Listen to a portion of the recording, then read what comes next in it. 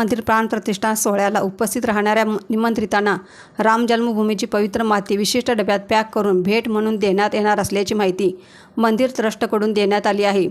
जन्मभूमी परिसरात मंत्रेता युग अवतरलेला आहे असा आभास भाविकांकडून निर्माण करण्याचा ट्रस्टचा प्रयत्न असून मंदिरासाठी पाया खोदताना काढण्यात आली माती व 15 मीटर आकाराची राम मंदिराची प्रतिमा पंतप्रधान नरेंद्र मोदी यांना तागाच्या पिशवीत पॅक करून यावेळी देण्यात येणार असल्याचे ट्रस्टने घोषित केले आहे।